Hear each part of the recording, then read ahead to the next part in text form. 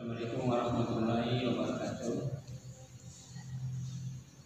Anak-anak sekalian, perkenalkan dulu, nama saya Arisman Saputra sebagai pembina OSIS di SMA Maret tahun 2020-2021. Anak-anak sekalian yang berbahagia, pada kesempatan ini saya akan menyampaikan materi tentang keorganisasian.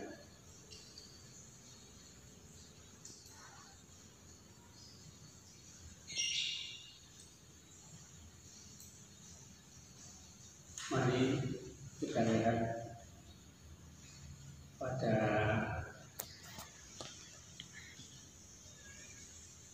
tayangan berikut tentang pengertian dari organisasi itu sendiri. James D. Mooney mengatakan bahwa organisasi adalah setiap bentuk kerjasama untuk mencapai tujuan bersama. Setiap organisasi harus memiliki 4 unsur dasar. Yang pertama, ada orang-orang atau sekumpulan orang. Yang kedua, ada kerjasama. Yang ketiga, ada tujuan bersama yang ingin dicapai. Yang keempat, ada pemimpin ataupun kepemimpinan di dalam organisasi itu. Jadi, organisasi merupakan sarana untuk melakukan kerjasama antara orang-orang dalam rangka mencapai tujuan bersama dengan mendayagunakan sumber daya yang dimiliki. Selanjutnya, organisasi mencakup 2 segi. Pertama, organisasi itu merupakan wadah atau lembaga atau kelompok fungsional ketika proses manajemen berlangsung. Yang kedua, organisasi sebagai wadah membentuk tingkah laku hubungan antar manusia secara efektif sehingga dapat bekerja sama secara efisien dan memperoleh kepuasan pribadi dalam melaksanakan tugas-tugasnya dan memberikan kondisi lingkungan tertentu untuk mencapai tujuan. Prinsip-prinsip organisasi. Yang pertama, organisasi harus mempunyai tujuan yang jelas. Organisasi dibentuk atas dasar adanya tujuan yang ingin dicapai. Dengan demikian, tidak mungkin suatu organisasi tanpa adanya tujuan. Misalnya, organisasi pelayanan kesehatan seperti rumah sakit mempunyai tujuan memberikan pelayanan kesehatan yang berkualitas dan lain-lain. Pertanggungjawaban. Dalam menjalankan tugasnya, setiap pegawai harus bertanggung jawab sepenuhnya kepada atasan. Pembagian pekerjaan atau pembagian tugas.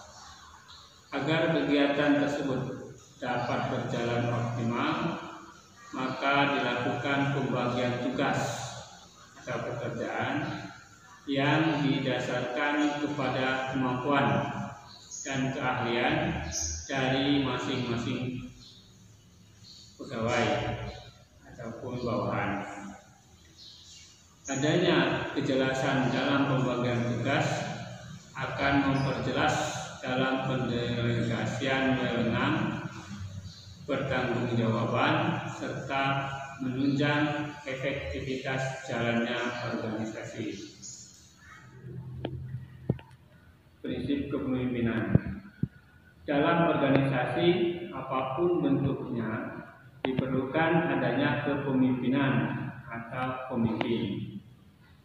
Atau dengan kata lain, organisasi mampu menjalankan aktivitasnya karena adanya proses kepemimpinan yang digerakkan oleh pemimpin organisasi. Bentuk-bentuk organisasi. Bentuk organisasi berdasarkan sifatnya dibagi dua. Satu, organisasi informal dan organisasi formal. Organisasi informal yaitu keseluruhan hubungan serta interaksi perorangan dan penggolongan ke dalam kelompok yang lebih kecil dari anggota organisasi itu. Yang kedua, organisasi formal yaitu suatu bentuk perkumpulan yang dibentuk secara sadar dan mempunyai tujuan tertentu yang di dalamnya tercakup sistem kerjasama dari dua orang atau lebih. Contohnya partai politik, perkumpulan sosial, perusahaan, sekolah, dan lain-lain. Selanjutnya pengorganisasian. Pengorganisasian yaitu suatu proses penyesuaian struktur organisasi dengan tujuan, sumber daya, dan lingkungan. Struktur organisasi yaitu susunan atau hubungan antar komponen-komponen, bagian, dan posisi.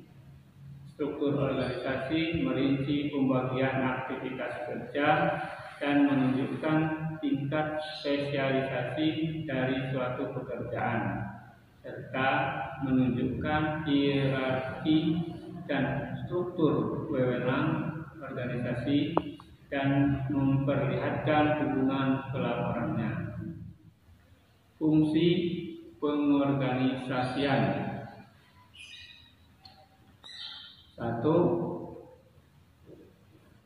pengorganisasian berfungsi untuk kejelasan ekspektasi kerja. Dua,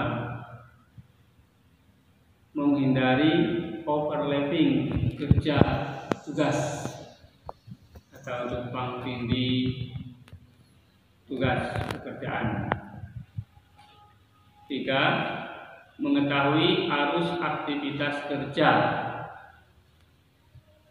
4. Menentukan saluran-saluran komunikasi. Fungsi yang kelima adalah mekanisme koordinasi. Demikianlah